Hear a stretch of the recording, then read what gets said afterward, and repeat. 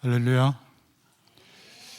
오늘 말씀해 보니까 이방인들이 듣고 기뻐하여 하나님의 말씀을 찬송하며 영생을 주시기로 작정된 자는 다 믿더라, 이렇게 말씀하고 있습니다. 저는 8월 12일부터 24일까지 김영철 선교사님이 계시는 케냐 현장에 다녀오게 됐습니다. 제가 동북교회에서 20대 후반에 오게 됐는데 30대를 지나고 40대를 지나고 이제 50대를 지나가고 있고요. 2년 뒤면 6학년이 됩니다. 어떤 분은 아직도 있냐 그러시던데 예, 계속 있을 겁니다. 이 오랜 시간 우리 목사님과 우리 장로님들, 성도님들이 기도해 주셔서 변한 게 별로 없지만 딱 하나 있는 것 같아요. 우리 교회 어떻게 보면 뭐 별로 없어요. 그런데 안 되는 것도 없고요. 참 희한한 교회입니다. 그 핵심이 뭐냐면 보이지 않는 것들을 실상으로 믿는 믿음이 세워지는 교회거든요. 교역자들은 사실은 바쁩니다.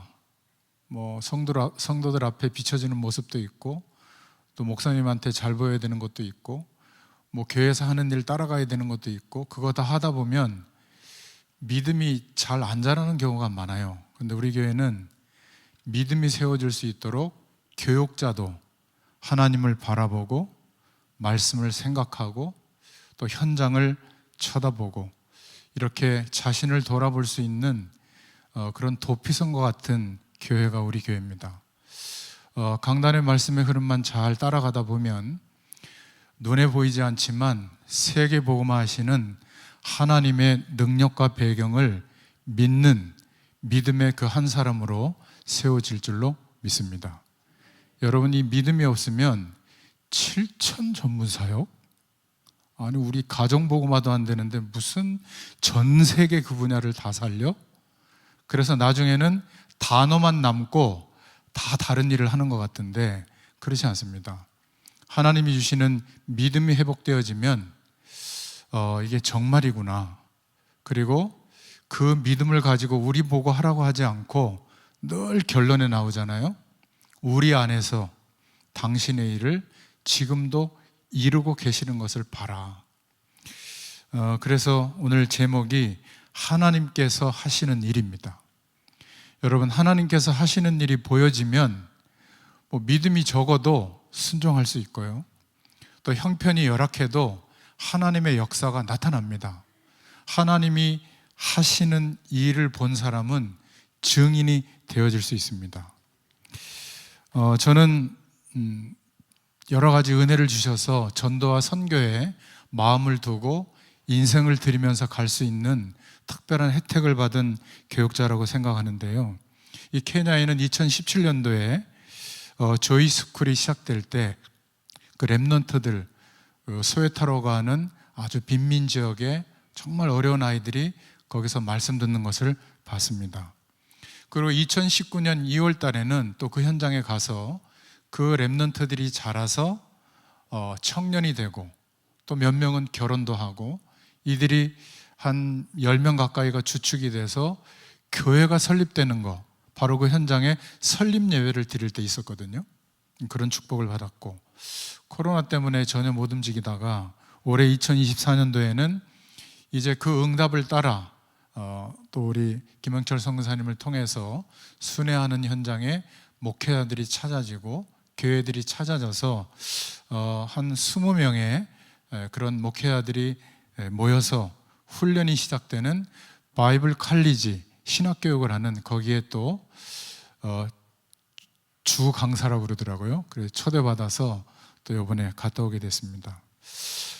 저는 하나님께서 하시는 일을 볼 때 참 놀랍고, 우리가 믿음만 있다면 누구나 이 하나님의 역사하심 속에 들어갈 수 있는데 이 믿음이 참 없구나, 이런 것을 발견할 때가 많이 있습니다.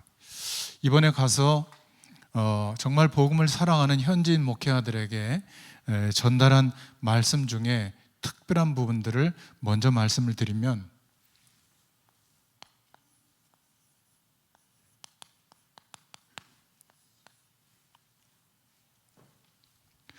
우리가 평상시에 무엇을 즐거워하는가, 이 얘기를 좀 했습니다. 돈을 즐거워하면 돈을 따라서 인생이 엮어집니다. 자녀를 즐거워하면 늘 자녀를 따라다닙니다. 결혼해도요, 또 아이 품고 손주들 품고 그렇습니다. 그게 즐거우니까. 명예를 즐거워하는 사람은 명예를 따라 인생이 흘러갑니다. 나는 무엇에 즐거워하는가? 소요리 문답 제1문답에 보면, 웨스트민스터 소요리 문답은 종교개혁 1517년에 일어나고 난 뒤에 100년이 지나고 나니까 영국 사회가 다시 타락하는 거예요. 그래서 영국 의회에서 교회에다 요청을 해서 전 국가적으로 한 2년 이상 기도하고 준비해서 신앙의 틀을, 조직신학적인 틀을 평신도가 이해할 수 있도록 문답으로 정리한 내용이 웨스트민스터 신앙고백이거든요. 그 중에 평신도들과 어린이들을 위해서 신앙교육을 위해서 제정한 것이 소요리 문답입니다. 107문답으로 되어 있거든요. 거기에 첫 번째 1문에 사람의 제일 되는 목적이 무엇인가? 사람이 제일 되는 목적은 하나님께 영광 돌려드리는 것이다, 이렇게 말하고 있습니다. 하나님을 영화롭게 하는 것이고 그를 영원토록 즐거워하는 것이다.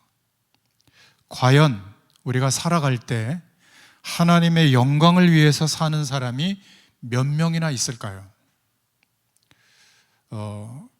저에게도 늘 질문하는 내용인데, 나는 무엇 때문에 목회자로 서 있는가?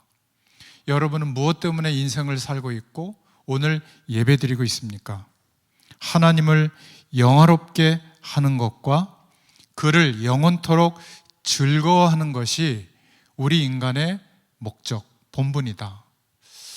한 500년, 400년쯤 전에 믿음의 선배들이 이 약속을 붙잡고 영국 사회를 회복시켰거든요. 저와 여러분에게도 한번 질문해 보세요. 왜 그토록 자녀를 사랑하는가? 왜 그토록 돈을 따라가는가? 왜 그토록 자리에 관심이 많고 또 내 인생을 열심히 사는가? 정말 그 모든 삶의 목적이 하나님을 영화롭게 하는 것이라면 분명히 하나님이 역사합니다. 그렇죠? 뭐 이렇게 해야 된다, 저렇게 해야 된다 말이 많은데, 하나님은 살아계신 분이기 때문에 내 인생의 목적이 하나님이 원하시는 것과 맞다면 지금도 성경대로 틀림없이 역사하십니다. 다 하나님의 영광을 위해서 산다고 하고, 연예인들도 하나님께 영광 돌려드립니다. 또 스포츠인들도 무릎 꿇고 하나님께 기도하면서 영광 돌려드린다고 합니다. 그런데 무슨 규칙을 주어서 하나님은 당신을 영화롭게 하도록 했는가? 이게 중요하거든요. 우리 나름대로 감정적으로 하나님을 영화롭게 하는 것이 아니라, 하나님은 우리에게 말씀의 규칙을 주셨어요. 복음이 아니면 안 되도록, 예수 그리스도를 믿는 믿음이 아니면 안 되도록, 모든 하나님의 말씀은 불신자도 이해되는 부분이 있습니다. 착하게 살아라, 정직해라, 불신자도 이해하는 말씀이거든요. 그런데 구원받은 자만 이해되는 말씀이 또 있습니다, 성경에는. 그런데 성경은 구원받은 자도 이해할 수 없는 말씀이 있어요. 먹을 것이 없는 연약한 초대교인들이 100여 명 모였는데 어떻게 유대 사회를 바꾸고 그 당시에 세계 강국이었던 로마를 변화시킬 수 있겠습니까? 상상할 수 없는 일이죠. 우리는 그냥 성경을 보고 그냥 아멘 하지만 불가능한 거예요. 그런데 하늘 보좌의 축복으로 역사하시는 성령의 역사하심을 따라가면 가능하고도 남습니다. 이거는 구원받은 자도 모를 수 있어요. 우리는 늘 계산하면서 그 계산한 결과에 따라 살아왔잖아요. 건강의 여력, 시간의 여력, 돈의 여력, 사람의 여력, 그런 배경을 따라 살아왔기 때문에 자칫하면 우리가 모이는, 사람들이 모이는 교회이기 때문에 그것을 보고 하나님의 일을 감당하려고 하면 한 가지도 못합니다. 특히 우리 교회는 너무나 기도 제목이 크기 때문에 하나님이 하셔야 될 것을 믿어야 돼요. 그 믿음이 없으면 불가능합니다. 그렇지 않습니까? 아니 무슨 교육자들이 이렇게 많아요. 교회 일도 별로 안 하는 것 같은데. 그런데 세계 복음화라고 하는 약속이 믿어진다면 너무 부족해요. 그렇지 않습니까? 7천 군데의 전부 문화를 살리려면 일단은 믿음이 없어도 일단은 상식적으로 7천 명은 있어야 돼요. 사무엘이. 할렐루야. 아직 80명도 안 돼요. 그런데 믿음이 없이 보면 뭐 이렇게 많아. 무슨 중직자 장로님들이 뭐 100명이 되고 뭐 또 세우고. 아니에요. 일단 한 나라씩만 맡아도 7천 장로님이 있어야 돼요. 그냥 상식적으로. 여러분, 이게 믿어져야 되는 겁니다. 그러면요, 말씀의 규칙이 보여요. 믿음으로만 보이는 말씀의 규칙이 보입니다. 그 말씀의 역사를 따라 하나님께 영광 돌려드리는 거예요. 아무리 메시지 많이 들어보세요. 우리의 삶을 변화시키는 말씀은 하나님께서 원하시는 말씀의 규칙 속에 있어야 되거든요. 내 중심이. 그러면 한마디 말을 붙잡았는데, 단어를 붙잡았는데도 인생이 바뀌어요. 이번에 가서 들었는데요. 아니 김영철 선교사님 알잖아요. 자기는 똑똑한 줄 아는데 별로 안 똑똑해요. 그런데도 영어로 설교를 하더라고요. 그 떠듬떠듬 하면서. 설교 알아듣냐 그랬더니 알아듣는데요, 당연히. 근데 그 나라 사람들은 거지도 영어 하거든요. 케냐는. 왜냐하면 초등학교 때부터 영어로 수업하니까 그냥 모국어랑 똑같아요. 근데 떠듬거리는 영어 설교를 들을 수 있겠습니까? 근데 놀라운 얘기를 제가 들었어요. 이 목회자들이 영어가 다 되니까 전 세계에서 영어로 설교하는 훌륭한 목사님들의 메시지는 방송으로 다 들은 거예요. 그거를 흉내내는 겁니다. 근데 그 방송 설교의 핵심이 뭔지 아세요? 적극적 사고방식입니다. 열심히 하면 된다. 예배 잘 드리면 되고, 기도 열심히 하면 되고, 헌금 많이 하면 되고, 최선을 다하면 된다. 세상의 이론과 같아요. 적극적 사고방식. 그러면 하나님이 역사한다는 거거든요. 근데 떠듬거리는 영어로 김영철 선교사님이 10시간 버스 타고 가서 시골 구석구석에 가서 그 목회자와 교인들 앞에서 하나님의 말씀을, 복음의 말씀을 전하는데, 그 중에 핵심되는 목사님이, 현지인 목사님이 이런 얘기를 했다는 거예요. 당신이 전해주는 그 복음의 메시지 때문에 우리는 당신을 스승으로 여기도록 결의했다. 놀랍지 않습니까? 놀랐습니다. 그 시골 구석구석에 우리가 일평생 살면서 한 번도 못 만날 가능성이 있는 그 많은 케냐의 7,000개 교회가 있거든요.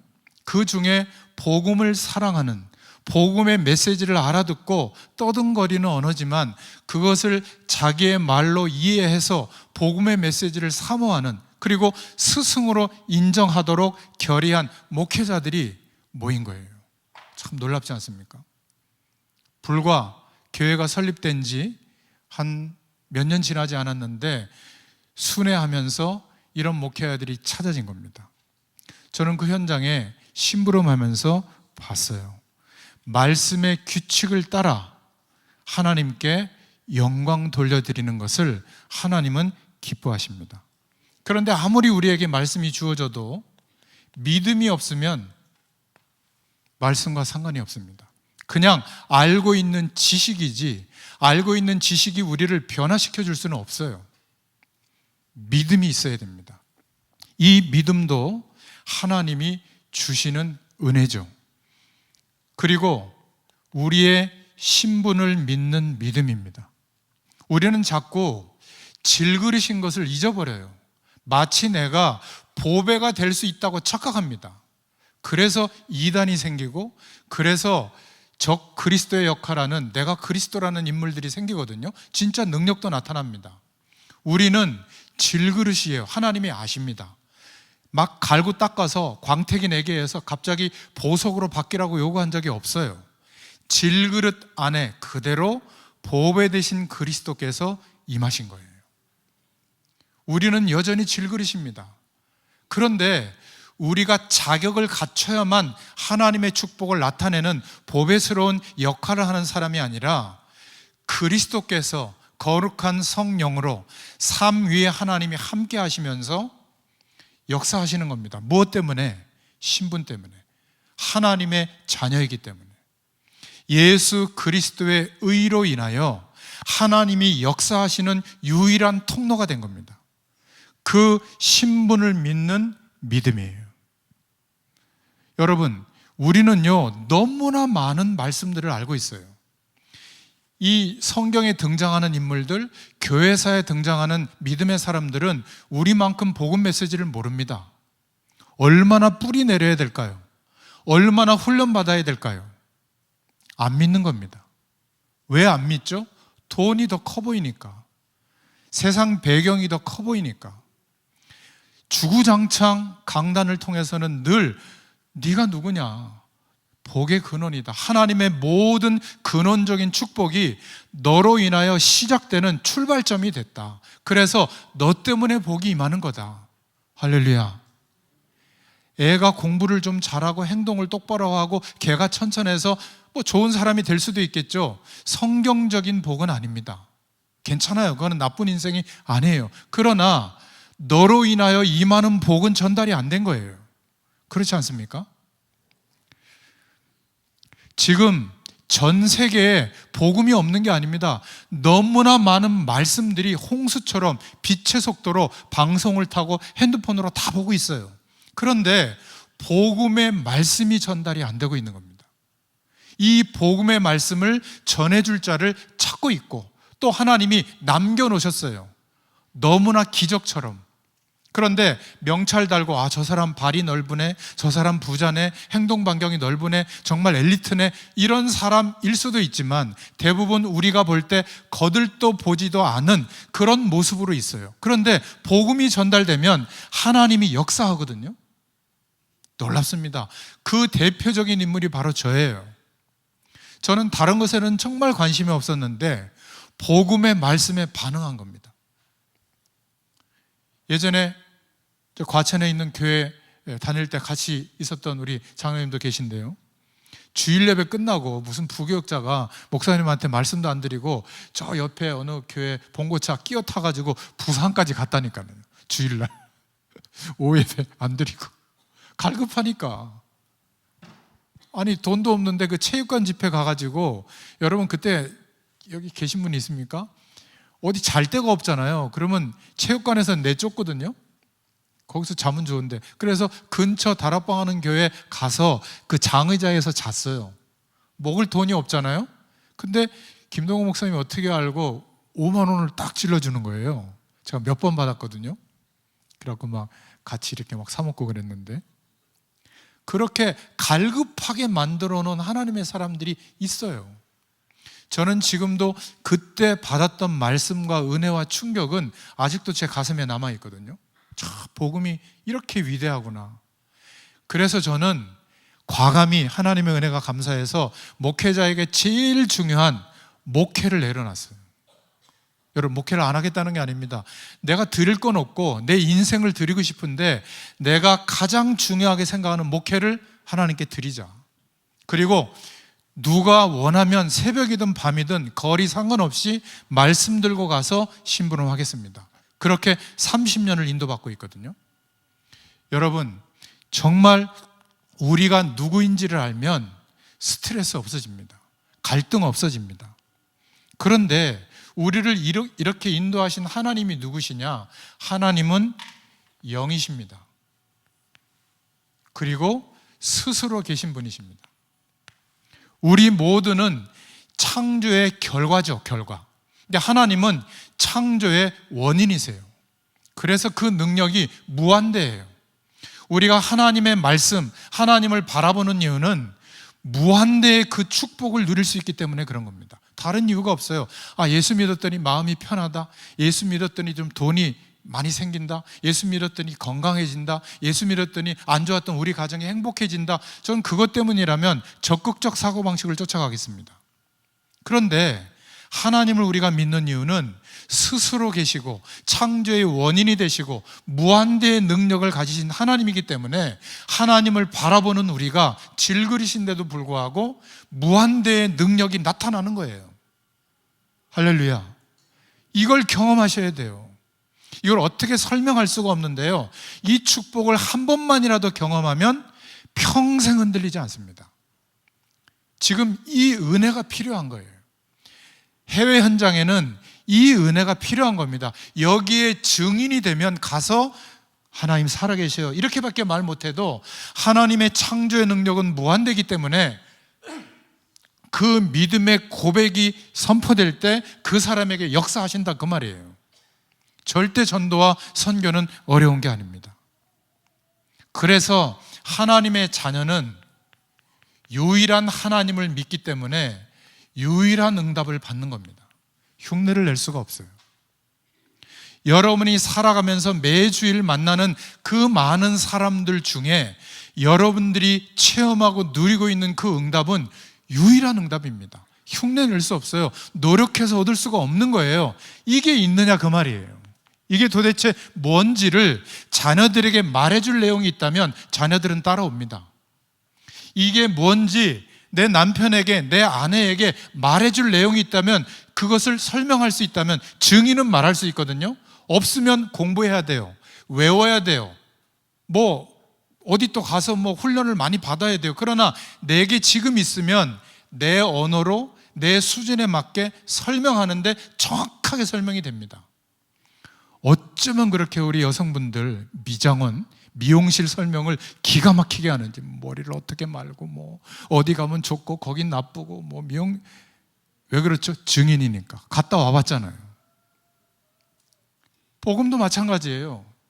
유일한 응답을 받은 사람은 감사하다 이러고 있을 수가 없어요. 다 모르거든요, 내 주변에. 어떻게 이것을 나만 알 수 있겠어요? 알려줘야지. 근데 알려주려고 얘기해 보세요. 못 듣습니다. 드디어 알게 돼. 이거 영적인 싸움이구나. 흑암 세력이 붙잡고 있구나. 예수 이름의 권세로 꺾어야 되는구나. 이거를 이제 현장에 눈뜨게 되거든요. 유일한 응답을 주신 겁니다.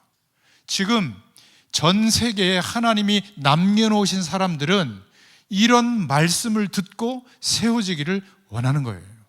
언어의 장벽, 문화의 장벽이 존재합니다. 그런데 그것 때문에 하나님이 역사하지 못한다? 아니에요. 그래서 하나님은 우리가 생각하는 방식으로 존재하시는 것이 아니라 삼위일체의 하나님으로 존재하십니다. 하나님께서 살아계셔서, 여러분 이게 믿어지시죠? 우리의 모든 생명을 주관하고 계시는구나. 이게 믿어져야만 말씀을 붙잡을 수 있게 되는 겁니다. 안 그러면요, 돈 버는 방법보다 말씀 붙잡는 게 밑에예요. 자녀를 잘 키우는 방법보다 말씀 붙잡는 게 밑에예요. 창조주 하나님께서 이렇게 살아계셔서 우리의 모든 생명을 주관하시는구나. 그리고 이것만 믿는다고 해서 우리가 변화되는 게 아닙니다. 하나님이 살아계시다는 것을 믿는 것은, 그것은 좋은 것이지만 구원받는 상태는 아니에요. 구원은 어떻게 받죠? 예수 그리스도를 믿음으로 구원받는 거예요. 왜 예수 그리스도를 믿어야 할까를 알고 믿어야 되는 겁니다.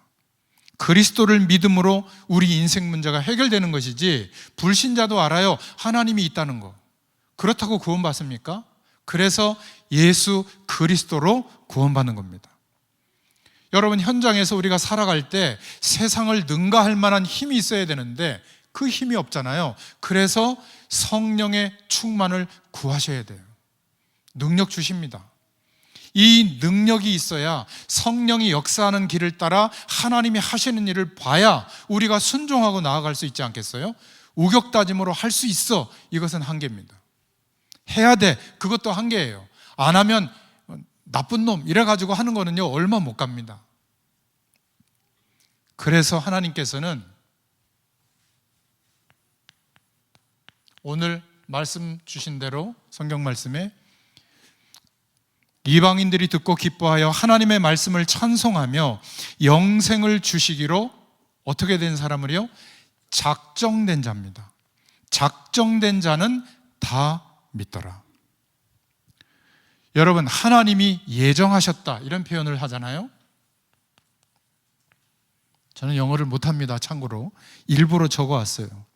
Predestination, 먼저 결정했다 그 말이에요. 하나님이 구원하시기로 먼저 결정하신 일 속에 있는 겁니다. 또 섭리한다는 말이 있죠. 하나님이 섭리하셨다. 이것은 뭐냐면 providence라고 하는 영어 단어인데, 역사의 모든 사건을 통해서 미리 결정하신 일을 이루시는 것을 보고 섭리라고 합니다. 우리 그런 얘기 하잖아요. 어려움이 왔다, 문제가 왔다, 그 속에 오히려 하나님이 예비하신 기회가 있다, 이렇게 표현하잖아요. 하나님의 섭리 속에서 이루어지기 때문에 그렇습니다. 자, 그러면 오늘 작정하셨다고 했는데 이 작정은 뭘까요?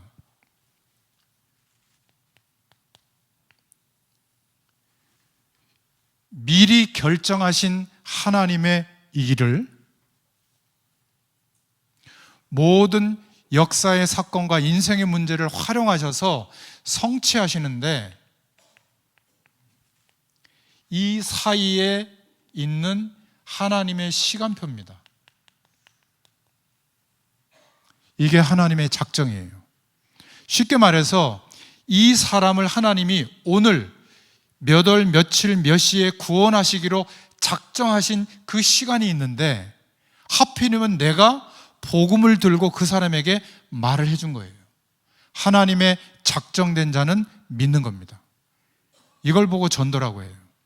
그러니까 사람의 수준은 그렇게 중요하지 않습니다. 모든 하나님의 역사는 미리 결정해 주셨어요. 미리 준비해 두셨거든요. 그런데 역사의 모든 사건과 인생의 문제를 하나님은 다 활용하셔서, 방법은 수천 수만 가지입니다. 우리가 알고 있는 전도의 방법, 그것이 다가 아니에요. 수천 수만 가지를 활용하셔서 하나님의 뜻을, 계획하신 뜻을 이루시는데 그 시간표가 있는 겁니다. 작정하신 일, 작정하신 시간표가 있는 거예요.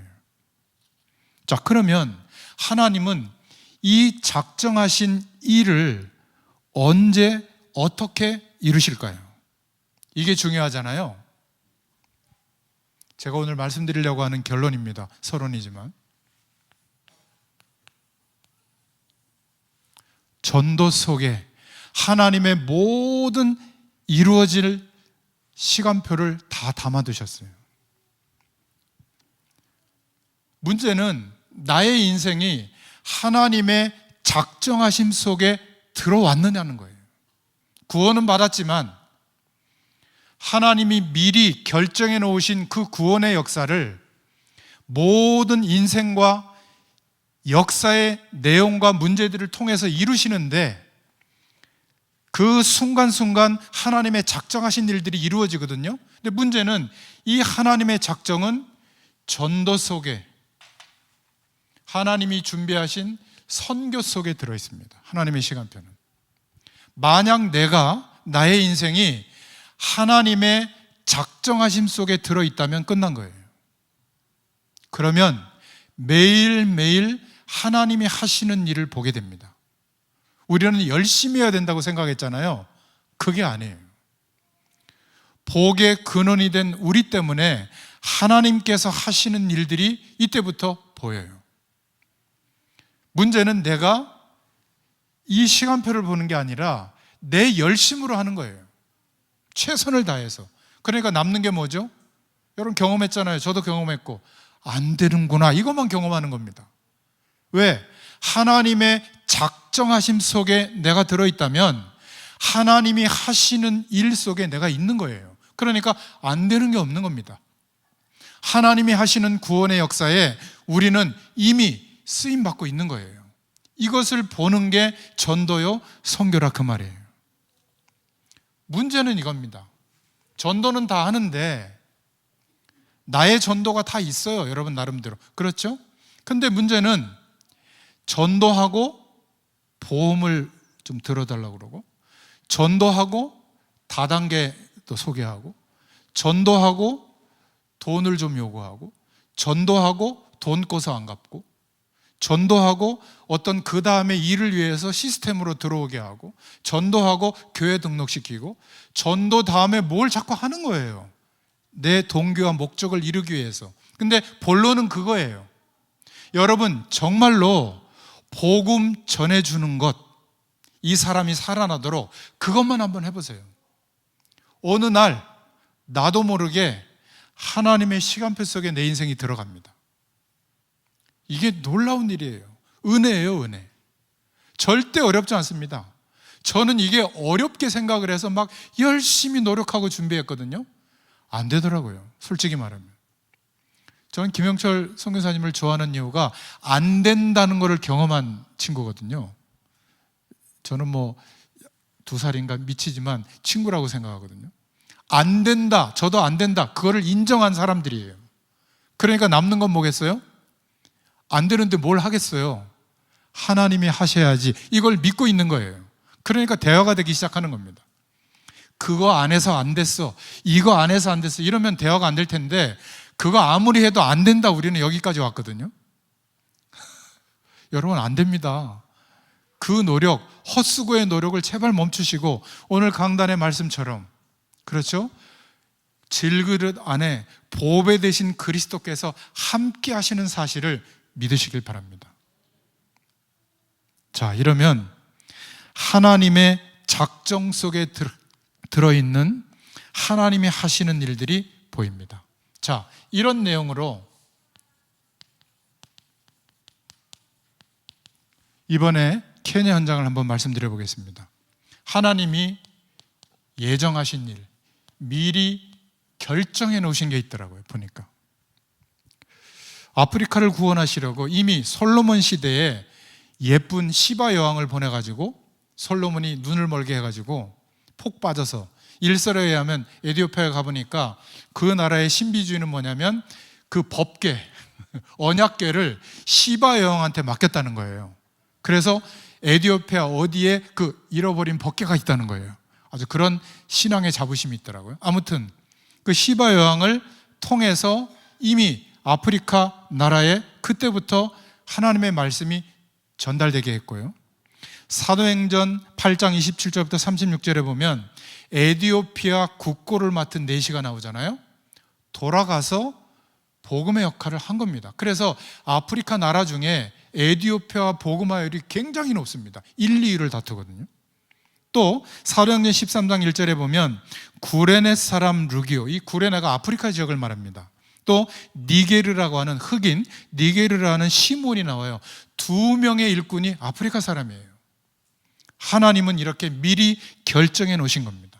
그리고 교회사를 보면 주후 45년에 마가 사도가 이집트에서 교회가 시작되도록 역할했다는 기록이 나오고요. 6세기, 7세기에는 이미 에티오피아, 수단, 또 인접국가인 케냐에까지 복음이 증거된 그런 기록이 나옵니다.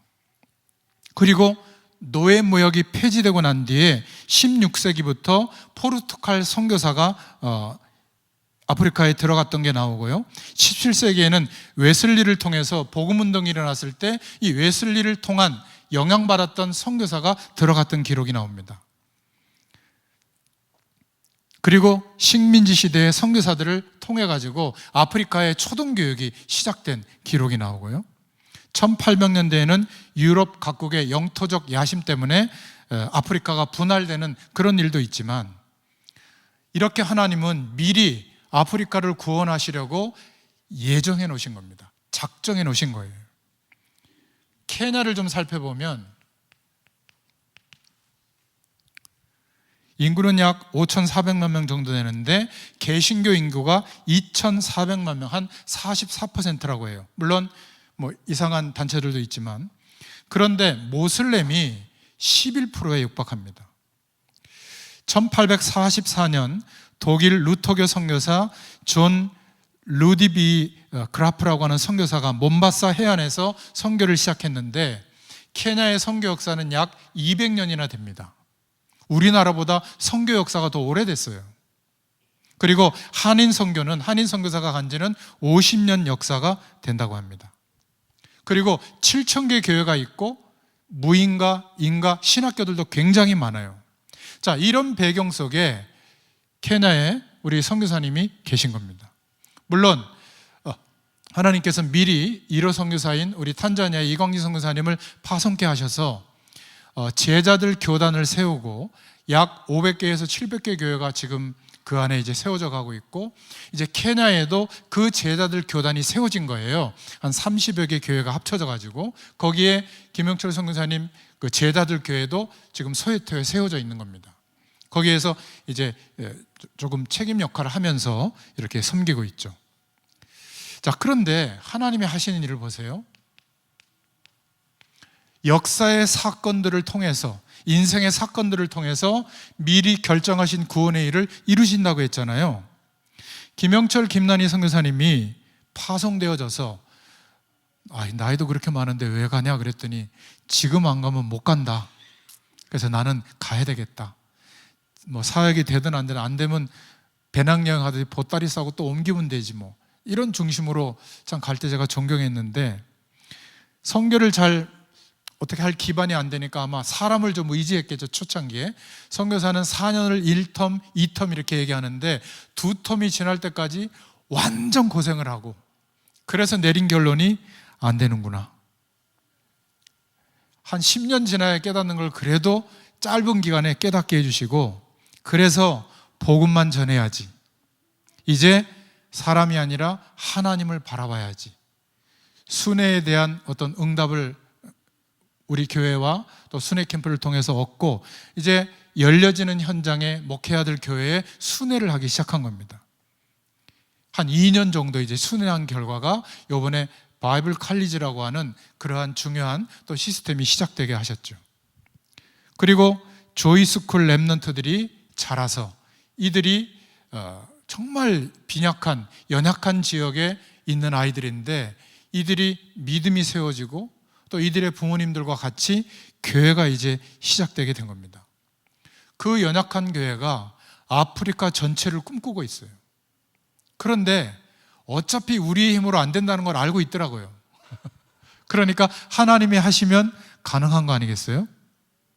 할렐루야. 7천 전문 사역도 마찬가지입니다. 어차피 우리의 힘으로는 안 됩니다. 그런데 하나님이 하시면 연약한 우리를 통해서도 충분히 가능합니다. 이 믿음의 눈을 뜨고 오늘 말씀을 들을 수 있기를 축원합니다. 그런데 어떤 사건이 벌어졌냐면, 김영철 선교사님 통해서 들었죠. 기쁜 소식 국제교회 교주 맥켄지 은탱계 목사라고 하는 사람이 예수님을 만날 수 있다, 3달만 금식하면, 굶어 죽어도 좋다, 그러면 직접 예수님 만난다, 이래가지고 100명이 죽은 거예요. 굶어 죽고 맞아 죽고 막 이런 이단이 활개치는 것도 이 케냐거든요. 국가에서 이게 문제가 돼가지고 무인가, 그러니까 신학교도 폐쇄하고 신학교육을 제대로 받지 않은 목회자들은 다 목사직을 없애고 그 교회는 폐쇄하겠다, 이렇게 법으로 공포가 된 거예요. 그러니까 순회하면서 만났던 그런 목회자들이 이제 이런 법이 공포가 되고 나니까 거의 다 신학교육은 받지 않았거든요. 자천 목회자들이 많아요. 그 목회자들이 우리를 빨리 그 교단 이름으로 신학교육을 시켜달라고 요청을 하게 된 겁니다. 그러니까 안타까운 일이지만 이 사건 때문에 희생된 그 영혼들은 그 일 때문에 어쩔 수 없이 아무런 조건도 없는데 신학교육을 해야 될 상황이 온 거예요. 거기다가 저의 입장을 말씀드리면 이런 상황을 예측한 게 아니에요. 4년 6개월, 약 5년 전에 코로나가 터졌잖아요. 집합금지 명령이 내려지니까 저는 현장에 가서 말씀 심부름을 해야 되는데 오지 말라고 하는 게 대부분이고, 가더라도 3명 이하만 만날 수 있는 거예요. 어떻게 이렇게 됐을까? 이게 세계적인 문제잖아요. 여러분 기도하셨죠? 왜 이러한 어려움을 주셨을까? 그때 기도한 결과 제 마음속에는 이게 오래 갈 수도 있으니 복음이라고 알고 있다고 생각하고 넘어간 그런 복음의 근원적인 축복들을 이 기간에 하나씩 찾아서 말씀으로 나누면서 좀 집중해보는 시간을 가지면 좋겠다, 이렇게 하나님이 은혜를 주신 거예요. 그때 우리가 훈련받은 내용 중에 소요리 문답을 했던 내용이 있더라고요. 그래서 그것을 107문답을 한 주 한 주 107주 동안 했습니다. 현장에서 말씀 심부름을 했거든요. 그리고 이상하게 성경을 아는 부분만 알고 성경을 거의 많이 모르는 것 같아요. 현장에서 만난 우리 교회 성도님들은 안 그렇지만. 그래서 성경을 창세기부터 요한계시록까지 학원복음화 메시지가 성경을 한 3번 정도 훑었거든요. 그 내용을 가지고 매주 성경 한 권씩을 복음의 안경을 끼고 정리한 내용을 설명하기 시작한 겁니다. 이거를 66주 했어요. 이렇게 코로나 기간이 끝났잖아요. 그런데 이 사건 때문에 바이블 칼리지가 시작이 되는데 대단한 신학교육이 아니라 적어도 조직신학의 내용하고 성경신학의 내용은 좀 전달하면 좋겠다, 우리 전도학 내용하고. 그런데 소요리 문답이 평신도가 이해할 수 있는 조직신학 내용이거든요. 문답으로 되어 있는. 그래서 이번에 12강 신론에 대해서 1문부터 12문까지 가서 하게 된 거예요. 문제는 강의가 중요한 게 아니라 당신들이 이번에 들은 내용을 가지고 당신들 교회 성도들에게 이 내용을 꼭 전달할 것. 그래서 스와힐리어나 영어로 교재가 만들어져서 전달이 되도록 한 거예요. 여러분, 이거 놀랍지 않습니까? 그 시골 구석구석에 있는 누군지도 몰랐던, 그런데 순회하면서 복음을 사랑하는, 떠듬거리는 영어 설교를 듣고 복음을 사랑하는 사람이 와서, 다행히 우리 선교사님의 그 큰아들이 와가지고 이번에 한 40강을 통역을 했는데 좀 역시 뭐 네이티브는 아니지만 통역을 잘했어요. 근데 거기에 로렌스라고 우리 훈련을 많이 받은 그 부교육자가 있거든요. 이분이 또 통역을 스와힐리어로 막 기가 막히게 해요. 부족한 건 막 더 살을 붙여가지고. 그러니까 한 60, 70% 영어로 이해가 되다가 스와힐리어로 3중 통역을 할 때 100% 이해를 하는 거예요. 야, 신기한 일이다. 분명히 어려운 내용들이 많았는데 삼위일체 이런 거 어렵거든요. 근데 이분들이 이해했다는 거예요. 하나님이 하시는 일이 놀랍지 않습니까? 아마 우리들 중에도 성경 66권을 복음으로 한번 정리 못 해본 분도 있을 거예요. 또 조직신학적인 내용이 우리는 그 현장 복음 메시지에 다 들어가 있거든요. 근데 그것을 전체적으로 한번 정리해보지 못한 분도 있을 겁니다. 그런데 그 케냐의 시골 구석구석에 있는 목회자들이 와서 그들 성도들에게 이 내용을 6개월 동안 앞으로 전달하고 있을 거예요. 하나님이 하시는 일은, 하나님의 섭리는 놀라운 겁니다. 이걸 제가 본 거예요. 더 신기한 거는요, 제가 하나님의 능력이 없는 걸 아시고 하나님이 또 사건을 하나 일으켰는데, 케냐 모샬란가 모얄라 지역에, 에티오피아 접경 지역인데 2인 선교사님과 장모님이 납치됐다는 거예요. 그러니까 아버지 선교사님이 그 좀 위험한 지역인데, 그 국경 지역에 선교하다가 돌아가시고 아들 그 목사님이 오셔서 선교를 하는 지역인데, 괴한들이 침투해가지고 총을 들고 와서 장모님하고 선교사님을, 젊은 선교사님 납치하고, 막 사모님이 울고 막 어린아이를 좀 놔주라고 하니까 딸하고 사모님은 두고 납치해 간 거거든요. 이 소식이 우리 선교의 발이 넓은 윤준음 목사님이 아시고, 이거를 막 교역자방에다가 이런 지역에 우리 오영준 목사하고 임 목사님이 갔는데 교역자분들 특별 기대해달라고 막 여기저기 다 뿌린 거예요. 근데 거기는 굉장히 먼 지역이에요. 국경 지역이. 나이로비는 아무 지장이 없는데 갑자기 막 카톡이 날라오는 거예요. 목사님 집중 기도하고 있습니다. 목사님 뭐 천군천사가 동원해 주시고. 제가 해외 그렇게 많이 가봐도 요번처럼 기도 많이 받아본 적이 없어요. 하나님의 섭리. 그러니까 어려움 당한 분들은 죄송하지만 그런 것들도 활용하셔가지고, 또 우리 윤준호 목사님의 이렇게 뭐라 그럴까, 사랑하는 마음, 이런 걸 힘입어서 윤준호 목사님 막 여러 군데 보내는 것 같아요. 막 다른 교회에서도 막 오고 막 소식 들었다면서 말이죠. 힘이 하나도 안 들었습니다. 그 기도 때문에. 하나님이 하시는 일 놀랍죠? 우리 인생도 사실은 이 하나님의 섭리 속에 있는 줄로 믿습니다. 그래서 하나님이 작정하신 일을 이루시는 것을 봤어요. 참 얼마나 놀라운지요. 그러니까 한번 생각해 보세요. 언어 때문에 안 된다, 문화 때문에 안 된다, 맞아요. 그러나 더듬거리는 설교로 했는데, 영어로 했는데 복음의 메시지를 들리게 한 거예요, 하나님이. 왜죠? 이 시간표에 가서 말해준 거예요. 수많은 방송 설교를, 그 영어 유명한 설교가들의 설교를 들었는데도 답이 안 됐는데, 떠든거리는 그 영어로 설교하는데 답이 된 게 한 걸 경험한 거예요, 우리 선교사님. 그럼 어떤 마음일까요? 아, 상관없구나, 용기 내서 하더라고요. 그냥 막 잔소리도 막 해요, 영어로 보니까. 확신을 갖고 있더라고요. 하나님이 준비한 자는 어떻게 된다고요? 작정된 자는 다 듣더라. 여러분, 이게 전도예요.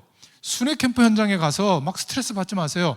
하나님의 작정 속에 내가 있느냐, 우리 팀이 하나님의 작정 속에 있느냐. 더 놀라운 사실은 여러분, 나를 살리는 힘, 세상 살리는 힘, 시대 살리는 힘, 이번에 WRC 그 메시지 3강을 그 소외투 지역에 정말 연약한 아이들인데, 이 아이들이 그 메시지를 붙잡고 세계 살리는 힘 이러고 기도하고 있다니까요.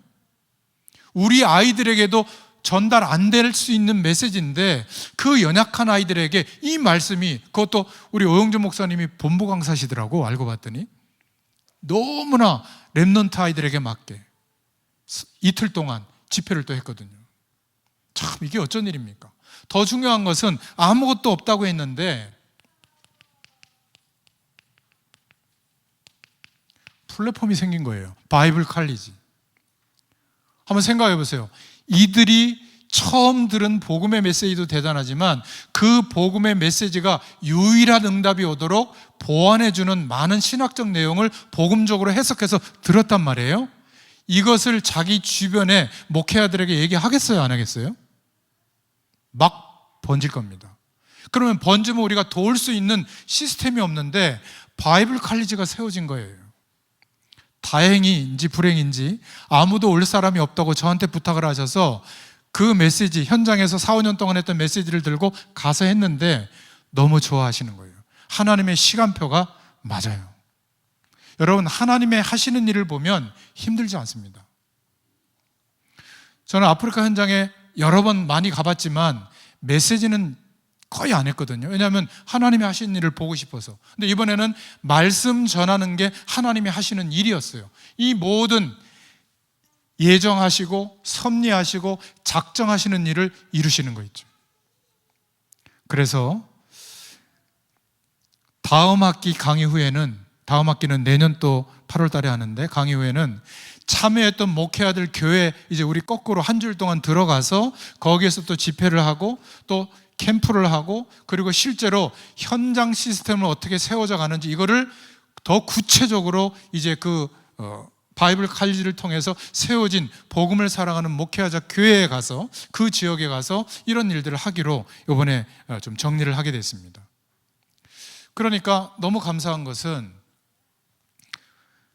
아무것도 없는 것 같고 다 포기된 것 같고, 제가 그 김영철 선교사님이 정말 어려웠을 때 전화를 하필이면 저한테 해주셔가지고, 그래도 우리 기도하자, 분명히 하나님께서 하실 것이다. 그런데 그렇게 어려움을 줬던 사람들은 다 나가고 한 사람은 혈압으로 쓰러져 있고, 저 그걸 보고요, 유일하게 지금 순회하면서 이 응답을 누리고 있는 거예요.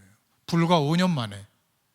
참, 이런 거를 보면 하나님이 하시는 일은 놀랍습니다. 오늘 결론이에요. 다시 한번 말씀드리겠습니다. 나는 무엇에 즐거워하고 있는가? 나의 사는 목적은 뭔가? 여러분, 복음 전하고 다른 거 말고, 복음 전하고 또 다른 거 말고 복음만 한번 전해보세요. 끝까지. 뭐 우리 교회 안 오면 어떻습니까?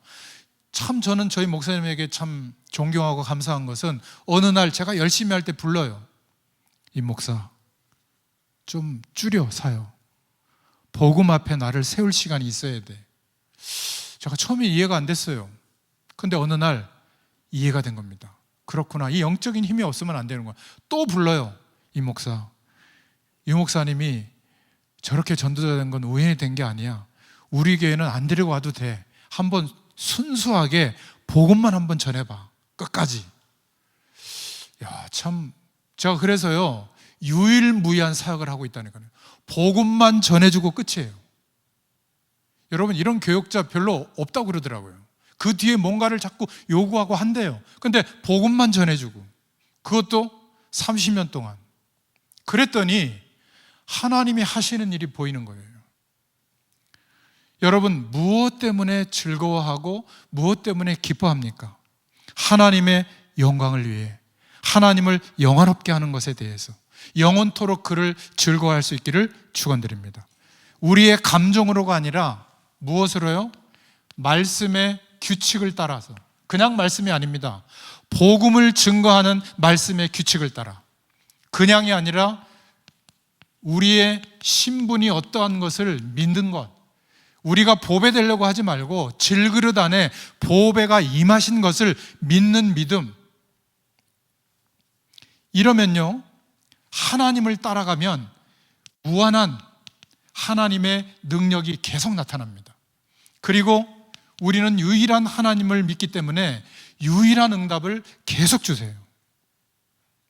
그런 장로님 되시기를 축원드립니다. 그런 성도님 되시기를 축원드립니다. 그런 전문인이 있다면 그런 전문인 되시기를 축원드립니다. 유일한 응답의 증인이 될 수 있기를 축원드립니다. 그래서 하나님이 미리 결정해 놓으신 하나님의 일들을 역사와 인생의 모든 시간과 사건을 통해서 성취해 나가시는데, 하나님이 그 작정하신 일을 보여주세요.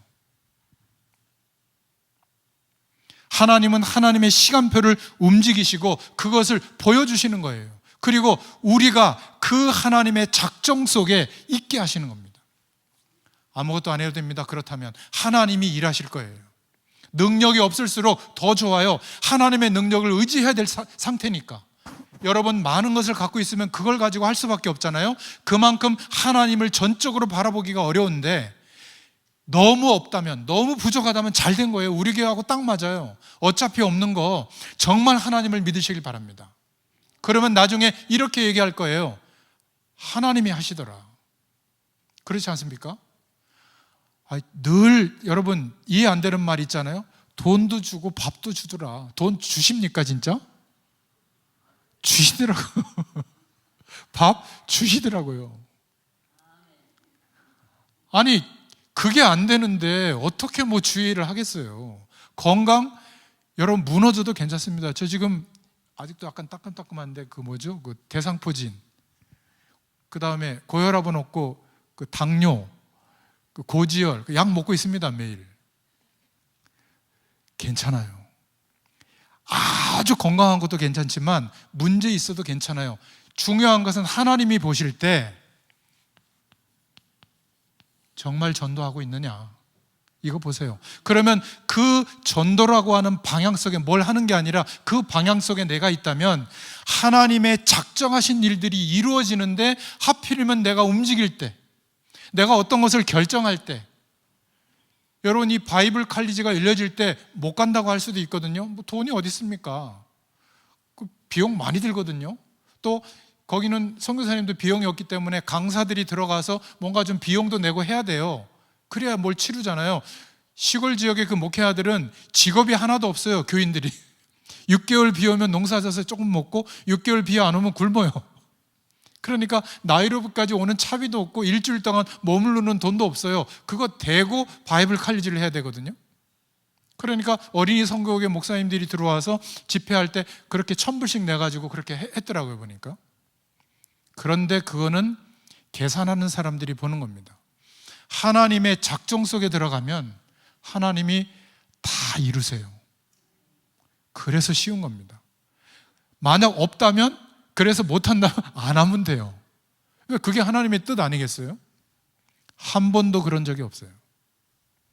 여러분, 하나님의 시간표가 움직이시고 그것을 보게 될 줄로 믿습니다. 전도와 선교 속에 하나님의 작정하신 일들이 다 들어있다.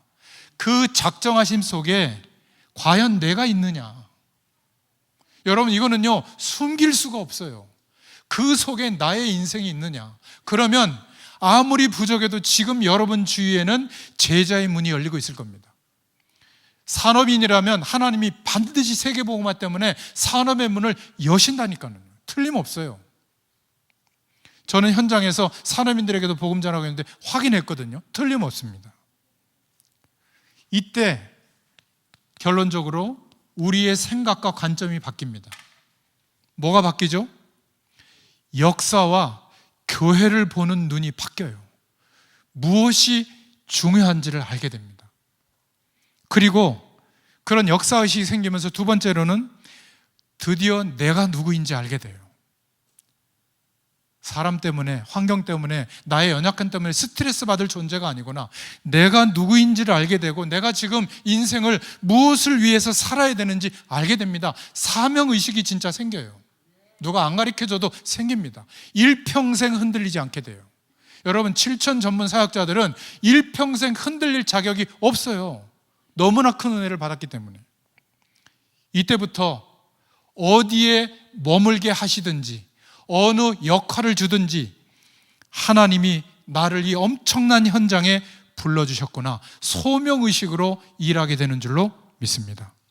그래서 우리는 교회에서도 은혜를 나누지만 현장에서 이 축복을 증인으로 서서 말씀 운동을 지속해야 될 줄로 믿습니다. 이 복음이 아는 게 아니라 내 가슴을 통과하도록, 체험이 되도록, 내 인생의 모든 것을 통해서 하나님이 이루고 계시는구나, 과연 나는 하나님의 작정하심 속에 내 인생이 들어있는가, 이게 발견되도록 말씀 운동에 뿌리가 내려지도록 하나님이 우리를 통해서 역사해 주실 줄로 믿습니다. 오늘 이방인들이 듣고 기뻐하여 하나님의 말씀을 찬송하며 영생을 주시기로 작정된 자는 다 믿더라. 여러분, 우리 선교사님들이 이 믿음의 대표적인 선봉에 계시는 줄로 믿습니다. 그래서 여러분 기도하세요. 어느 선교사님이라도 좋아요. 그 선교사님 현장을 품고 기도하시고, 물론 헌금도 하시지만 그 현장에 내가 적어도 한 3년에 한 번은 가겠다, 가서 기도하겠다. 또 우리 교역자들은 그 현장을 두고 함께 팀을 이뤄서 미전도 종족을 향해서 237 나라와 5천 미전도 종족을 향해서 내 인생을 드리겠다, 이런 하나님의 작정 속에 들어갈 수 있기를 축원드립니다. 이 가슴이 있는 사람에게는 하나님께서 날마다 그 시간표를 열어주십니다. 저는 저와 여러분이 이 부르심 앞에 있는 줄로 믿습니다. 특별히 아프리카 현장을 생각할 때마다 우리 또 김혁철 선교사님, 이광희 선교사님, 또 다른 선교사님들 생각할 때마다 이러한 중심의 기도를 여러분들이 집중해 주시기를 축원드립니다. 기도하겠습니다. 하나님 감사합니다. 오늘 하나님 앞에 정말 하나님이 하신 일들을 보고하며 함께 은혜를 나누게 하심을 감사합니다. 우연이 아니라 하나님이 미리 결정하신 그 축복 속에 역사의 시간과 인생의 모든 일들을 하나님께서 활용하여 하나님의 뜻을 이루시는 줄로 믿습니다. 날마다 그 축복 속에 우리의 인생이 있게 되도록 하나님이 가장 원하시는 전도와 선교 속에 우리의 인생이 있게 되도록 우리 교회와 또 우리 한 사람 한 사람을 축복해 나가심을 감사합니다. 이 시간 선교 현장을 바라보며 기도할 수 있는 은혜를 부어주셔서 우리로 하여금 모든 민족을 향하여 나아가게 하도록 하나님께서 은혜를 베풀어 주시기를 소원합니다. 감사드리며 예수님의 이름으로 기도드렸습니다. 아멘.